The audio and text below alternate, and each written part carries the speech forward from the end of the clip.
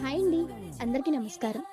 ఈరోజు మనం పిల్లల్లో సాధారణంగా వచ్చే దగ్గు కోసం తమలపాకుతో చేసే ఒక ఇంటి చిట్కా చెప్తాను. మోస్ట్‌లీ అందరికీ తెలుసు. బట్ తెలియని వాళ్ళ కోసం ఈ వీడియో. తమలపాకుతో Vicks remedy. మంచిగా ఫ్రెష్‌గా ఉన్న తమలపాకుని శుభ్రంగా కడిగి, దానికొక సైడ్ విక్స్ రాసి, స్టవ్ మీద కొంచెం వేడి చేయాలి. ఆ తమలపాకుని పిల్లల చెస్ట్ మీద ఆర్ వీపు మీద ఉంచాలి. ఇలా చేస్తే చెస్ట్‌కి ఉన్న కఫం, మ్యూకస్ సాఫ్ట్ అవుతుంది. దగ్గు కూడా పోతుంది. మనం ఇది విక్స్‌తోనే కాదండి. మనం ఆముదంతో కూడా చేయొచ్చు. పిల్లలు ఈజీగా బ్రీత్ తీసుకుంటారు.